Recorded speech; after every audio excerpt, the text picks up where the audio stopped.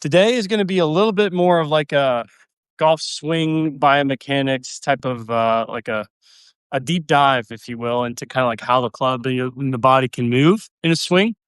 Um, got a couple kind of loud conversations happening outside of the room here, so um, I'm gonna try to speak up as best I can so y'all can hear me. But I'm just gonna go ahead and we still got about 5 more minutes. I'm gonna play a few more shots. Um, And I also just wanted to make today a little bit more of like an open forum as well. So like any questions y'all have around literally anything, playing, practicing, strategy, anything like that is fair game for sure. So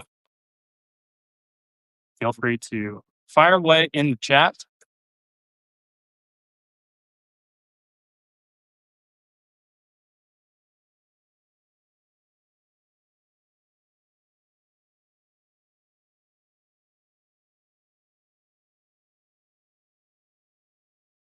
Pretty good.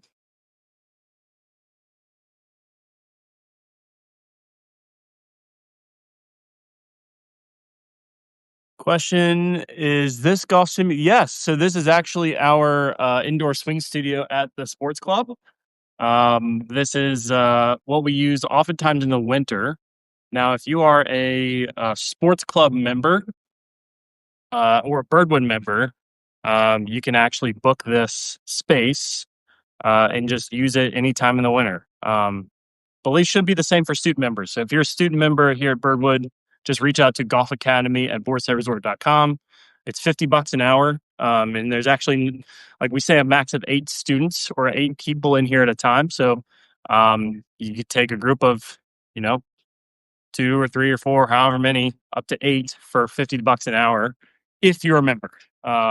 Otherwise, to use the space, you're going to need a lesson with us, whether it be myself or Hunter or Casey or any of the other pros here at Birdwood, and we can get you set up.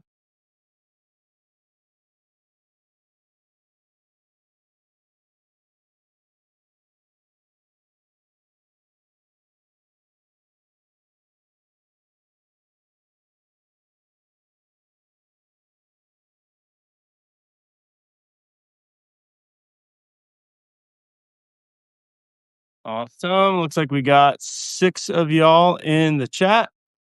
So we're going to go ahead and looks like I got 2 more minutes. So like 2 or 3 more swings.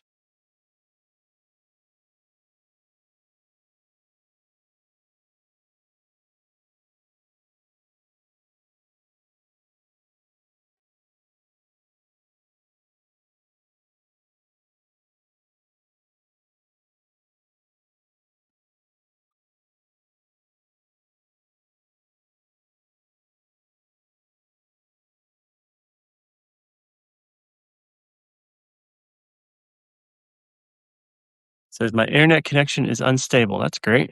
So hopefully I don't freeze or anything.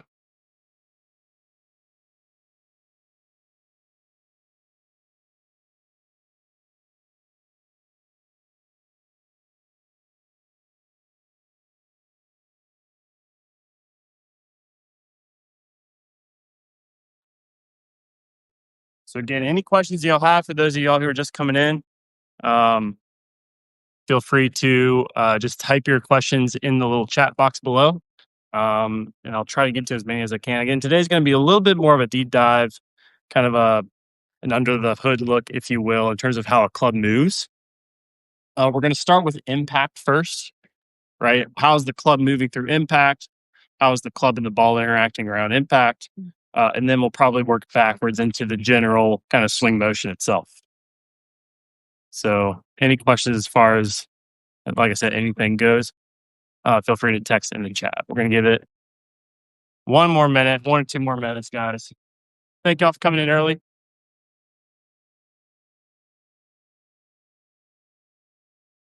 You can watch my seldomly used on the golf course golf swing here.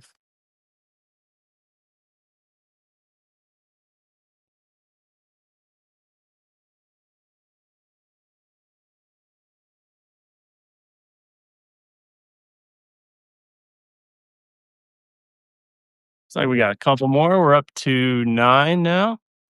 Hi, Julian, Harsh, Destiny, Marie. Thank you all for coming in.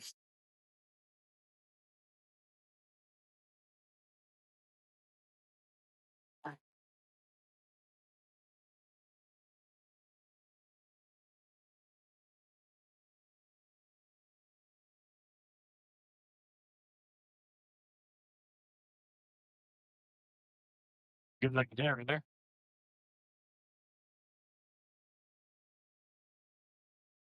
All right. We're going to go ahead and get going. All right. So, again, I'm going to kind of use some terms that you don't often hear us use in a lesson context out on the range. And to be truthful, this is kind of a presentation that I would give to other instructors. But I think it's in the context of this class on a day like today, where I can't really be there in front of you, kind of working on what you're working on. I think it might be a fun thing, maybe for me and a couple other of you all, to start to think a little bit differently in terms of how the club moves in space. All right. So, a couple definitions to start. I'm going to use the terms linear and angular. Linear is going to be if I take the center of mass of the golf club, which is going to be somewhere, basically the balance point or just off the balance point, actually, somewhere in there.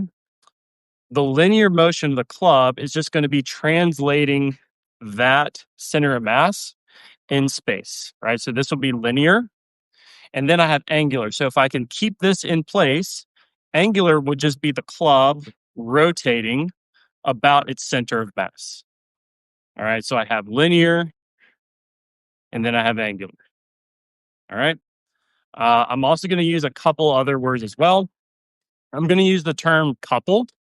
So if you can imagine like a bottle cap, right? So imagine this is a huge bottle cap, right? Or like imagine I've got a bottle cap in front of me. What I'm doing is I'm applying forces that are kind of equal and opposite on either side to create rotation. So if I take this grip here, if I push forward with my lead hand as this kind of stays here, this is pulling back.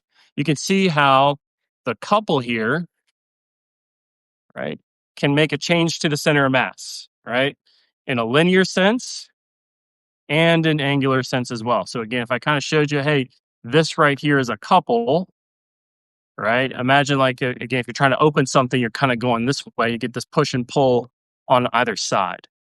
And a true couple would be about the center of mass. So if I took the center of mass right here, if I put something on either side, this would be more of like a true couple, right? So the club center of mass isn't changing orientation in space, right? But I'm creating angular.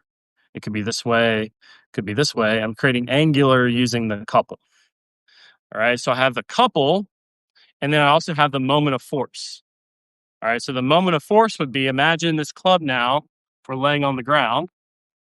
And if I were to just grab a part of it, right, and just pull it in a certain direction, right, just pulling it that way, you can see that the center of mass of the club did something different, right? It moved in a linear sense. So in this case, when I pull the grip this way, right, if I use the moment of force pulling this way, the center of mass actually moved toward me in a linear sense. And it also had some angular rotation as well, right? So the club moved, and again, linearly and angularly because of that moment of force. All right.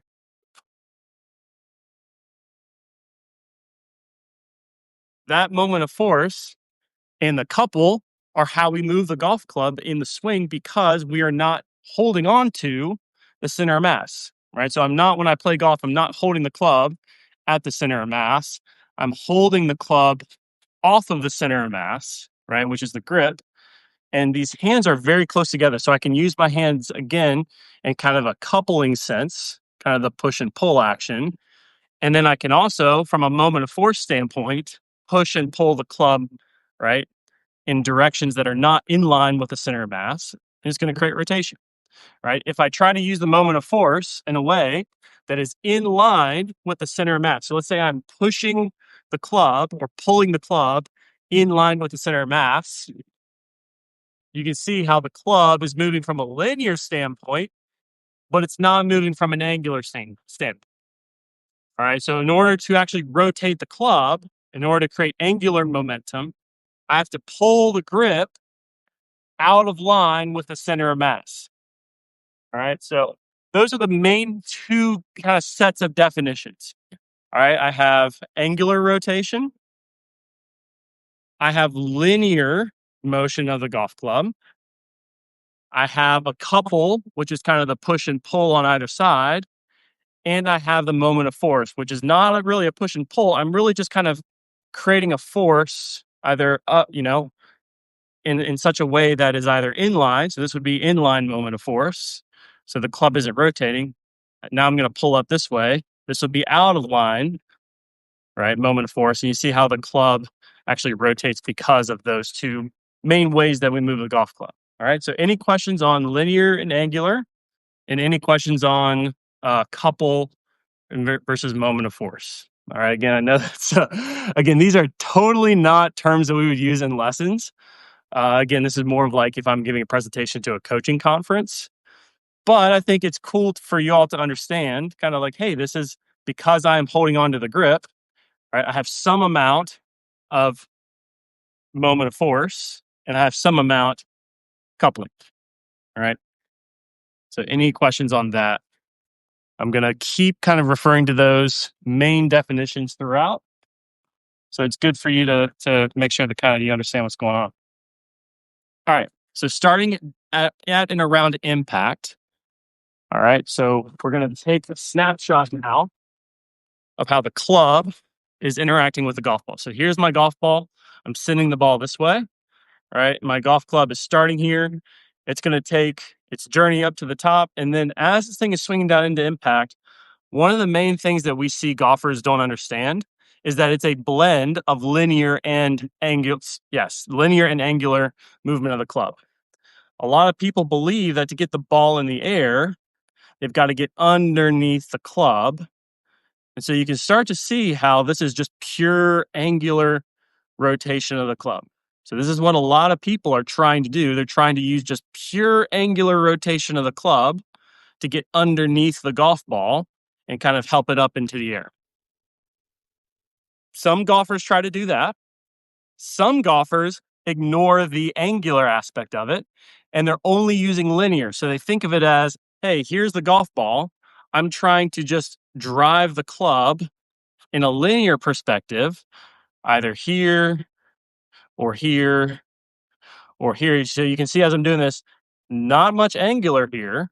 I'm mostly just using linear, all right, to try to run into the golf ball.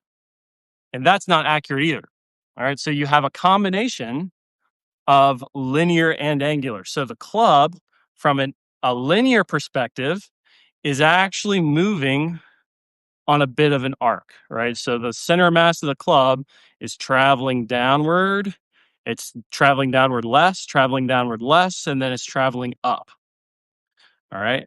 There's also an angular component to this. So again, it's traveling down less, it's traveling down less, it's traveling down less. But you can see I'm also rotating the club from an angular perspective. So you see my hand is moving in space. That's the linear, but the club is also rotating. So that's the angular. So it's a blend of linear and angular. Some golfers need a lot more linear. Like let's say that, hey, I'm really adding a bunch of loft, I'm hitting it really high, or I'm hitting back before the golf ball.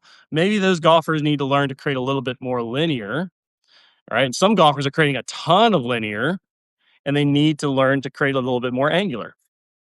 So that's the combination, and it's not only from this side, right? So here I am hitting the shot this way, but it's also from this side as well, right? So here we go. A lot of golfers believe that, hey, I'm creating like pure. I mean, a lot of golfers believe that it's kind of like this, right? So the club's moving straight. I'm trying my best to kind of illustrate this. A lot of golfers believe that the club head is moving straight into the golf ball. All right, so this would be pure angular, right? And then this would be pure linear. So the club does not move into impact on a straight line. All right. If you can see, the club itself is built on a little bit of a tilt like this. All right. We call that the lie angle. So again, my hand here is going to be around the center of mass of the club. From a linear perspective, it's traveling on an arc, kind of like so. So it's moving forward and down. And then as approaching the golf ball, it's working up and back. All right. But then it's also rotating from an angular perspective on an arc as well. Again, it's not straight up and down. It's kind of working that way as well. So you can see my hand is getting further from the camera. That's the linear as the club is rotating, right? In this sense, again, it's a blend. So that's really how the club wants to work into impact, hopefully, right? That would be the goal of what I'm trying to do. I'm trying to blend the linear and I'm trying to blend the angular together.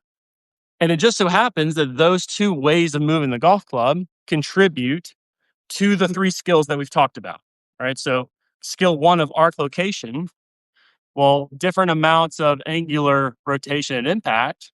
You can see how the club head is different heights from the ground.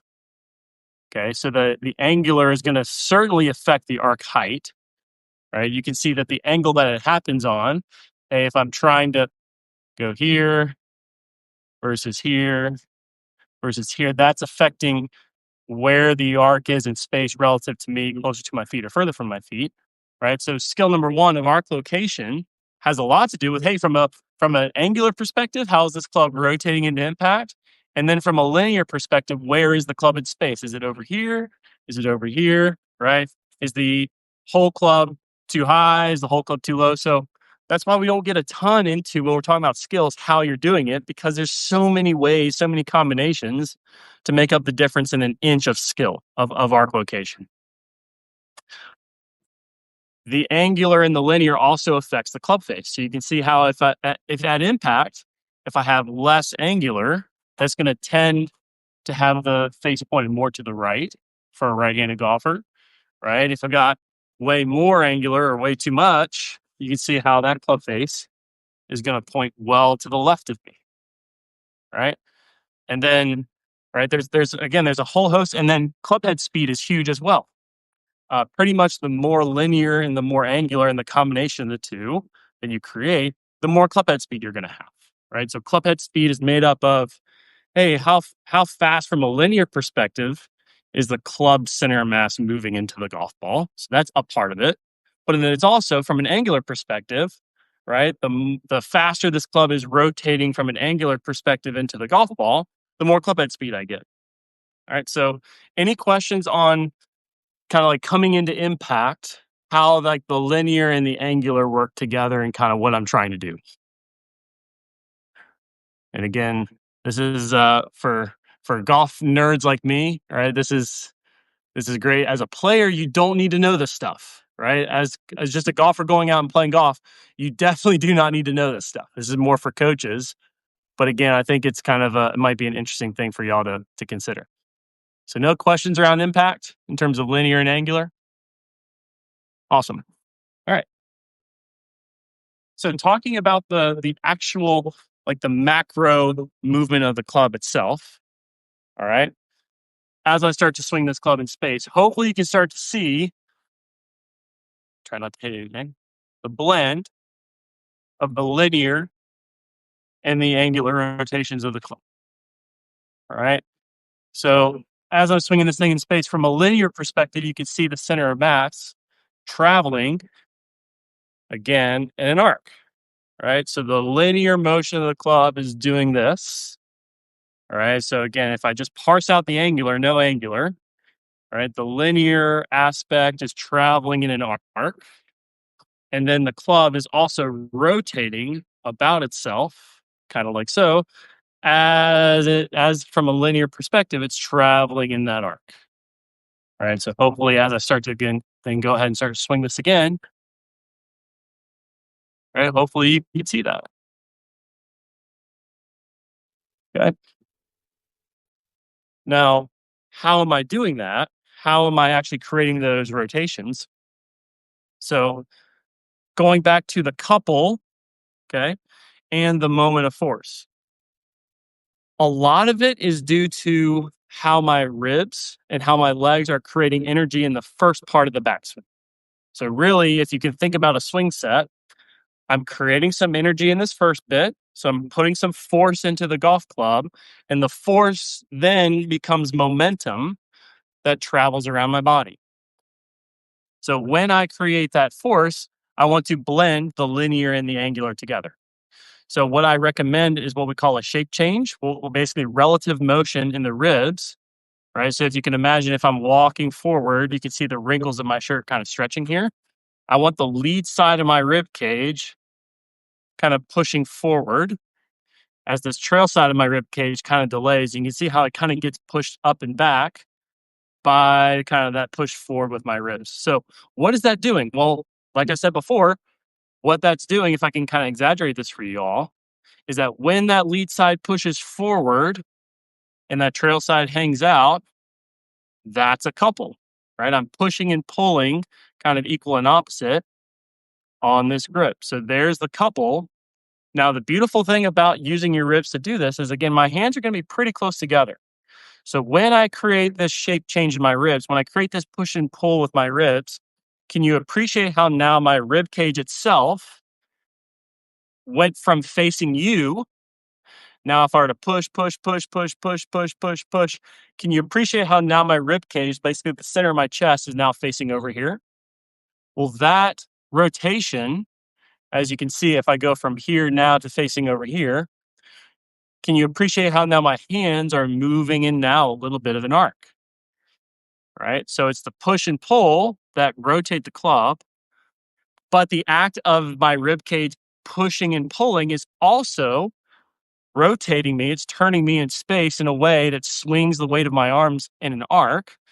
And that is the linear movement of the club. That's the club center of mass translating in space, right?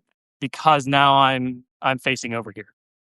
Right. So I've got my couple and I've got my moment of force, and they're happening together, right? Because now I've got my hands on this golf club. Hopefully you can start to see that. Right. That is how I'm getting this golf club moving and swinging in space. The good news is you don't have to do it for very long, right? Like I said, if you're active enough with it, if your left side ribs push kind of, it is forward relative to you, but it's globally it's also down because I'm facing down towards the ball. So it's kind of forward and down, kind of like so. So if you do this well, if you do this active enough, not only do you get again linear motion in the club, you get angular motion in the club, and if you do it with enough energy, you're actually going to have momentum, right? So that club is going to help kind of swing the weight of your arms up into the top, and that's going to continue to kind of stretch my rib cage up into the top, right?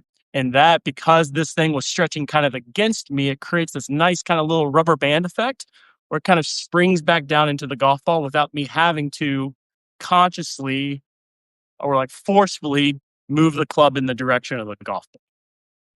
All right. So a lot of it is how well do I hold the golf club so that the energy from my ribs and my legs kind of gets out into the golf club and helps kind of rotate the club from an angular perspective and swing the center of mass kind of in a curved.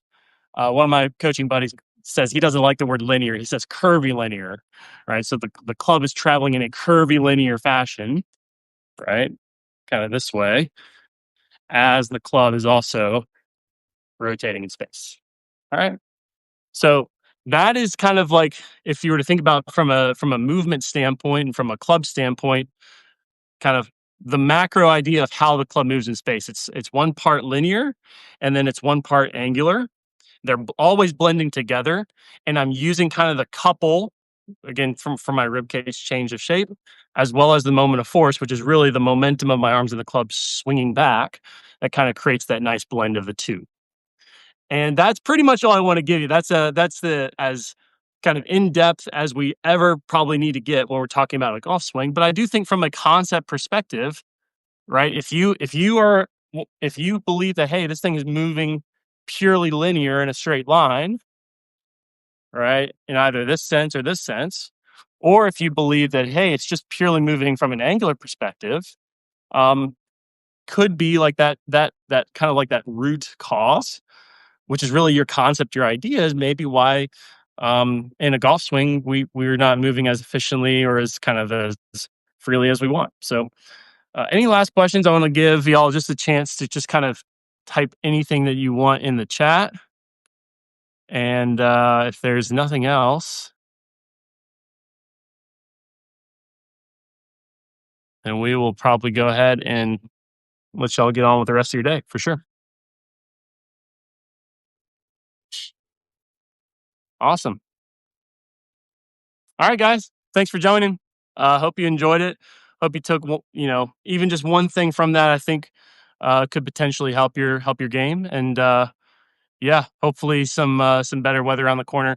Um, as far as next week, I will be in touch, but I'm pretty darn sure we're not going to have class even on that Tuesday. I think I'm going to let y'all go ahead and take that Tuesday off from class to kind of. I know a lot of y'all are traveling, got some places to go, got families, so yeah, I don't believe we're going to have class on that Tuesday. Whether there's going to be any sort of makeup or any sort of virtual thing, I don't even think so. I think Abby is actually giving us the opportunity to go ahead and let y'all have that Tuesday. So I'll be in touch with as far as that goes, but just want to give y'all a heads up on that as well. So have a great rest of your day. Thank y'all, and see you next time.